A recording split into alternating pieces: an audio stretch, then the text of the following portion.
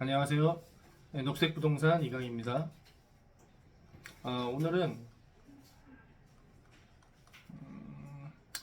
저번 시간에 이제 특약을 작성하는 방법까지 설명을 드렸는데, 오늘 이제 특약을 작성하셨으면 이제 계약서에 들어가는 내용 중에서 계약 기간에 대해서 한번 설명을 드려볼게요.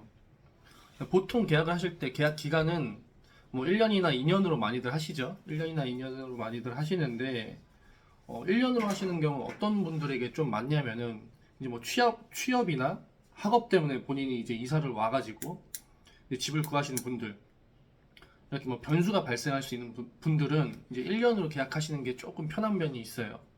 왜냐면 뭐 변수가 발생을 했을 때 이제 뭐 시험을 합격해서 이제 돌아가야 된다거나, 아니면 갑자기 뭐 또 이직이 발생한다거나, 아니면 뭐 학업에 대한 뭐 스케줄이 변화였다거나, 이런 변수가 발생을 했을 때 2년으로 계약을 해 놓으면은 2년에 대한 기간을 다 지켜야 되거나, 아니면은 다음 세입자가 나올 때까지 기다려야 되는 시간이 좀 길기 때문에 빠르게 대처하기가 힘들죠.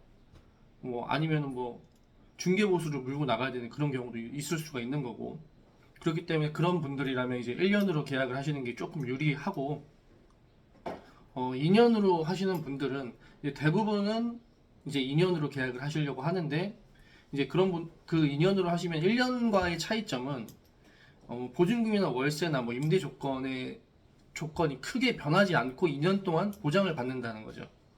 그렇기 때문에 뭐 본인이 큰 변수가 없으시다면 2년으로 하시는 게, 2년 동안 뭐 아무런 변화 없이 그대로 조건을 유지하실 수가 있다. 그 말씀을 드릴 수가 있고, 대부분 이제 만약에 1년으로 계약을 하셨던, 2년으로 계약을 하셨던, 계약했던 기간이 지나가게 되면은 뭐 묵시적 갱신이 되는 경우가 많으실 거예요. 묵시적 갱신이라는 거는, 쉽게 말씀을 드리면 그냥 자동 연장이에요. 뭐 대부분 그렇게 살고 계실 건데, 계약 날짜가 뭐 1년이 돼서 1년이 다 됐을 때 특별히 서로 임대인이나 임차인이 따로 연락을 하지 않고 그냥 그 날짜가 지나가 버리는 거죠. 근데 이제 묵시적 갱신이 된 것으로 보는 날의 기준 날은, 계약 기간이 완료되기 1개월 전이에요. 1개월 전까지 아무런 연락이 없었다면은 묵시적 갱신이 된 것으로 보고, 그 이후에 얘기하는 거는, 이제 그 이후에 만약에 임대인 쪽에서 뭐 계약서 쓰자고 연락이 오면은, 그건 거절하실 수도 있는 거죠. 어, 그래서 보통 대부분 이제 계약 기간이 다 되었을 때 연장을 하시는 방법은 거의 한 세 가지 정도 있는 것 같은데, 지금 말씀드렸다시피 묵시적 갱신이 되는 경우가 거의 대부분이고, 두 번째는 아까 잠깐 말씀드렸던 것처럼 이제 임대인분이 재계약서를 작성하자고 요청을 하셔서, 또 재계약서를 작성하셔서 계약이 연장되는 경우가 또 있으실 거고, 그리고 마지막 경우는 잘 없는데, 이제 임대인 측에서 조건을 좀 변경하고 싶어가지고, 아니면 뭐 조금 뭐 트러블이 있었던, 그래서 이제 임차인을 변경하기 위해서 계약을 연장하지 않겠다고 하는 경우가 있는데, 이런 경우에 임차인 입장에서는 딱 한 번 1회에 사용할 수 있는 계약갱신 청구권이라는 게 있습니다. 이 계약갱신 청구권을 활용을 하시면은 같은 조건으로 한 번 더 연장을 하시는데, 뭐 변할 수 있는 조건은 이제 임대인 측에서 보증금이나 월세를 5%까지 올릴 수 있다는 점. 이것 외에는 동일한 조건으로 한 번 더 연장을 해서 사시는 게 가능한 제도가 있어요.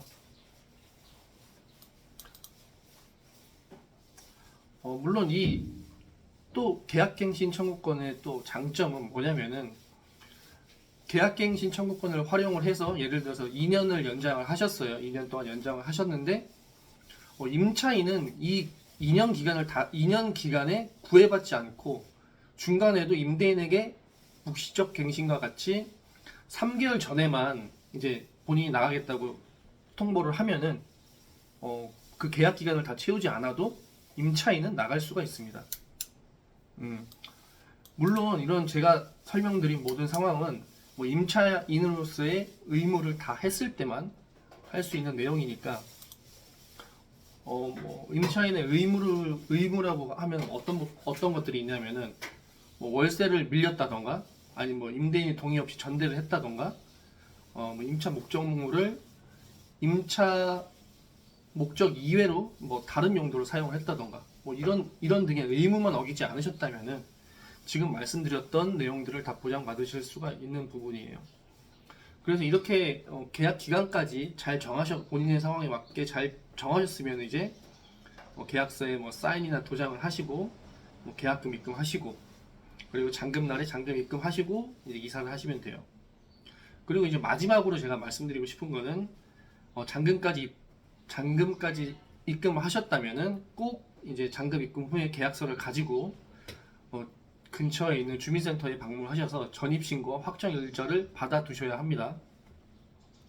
이렇게까지 하시면은 계약이 끝나는 거니까.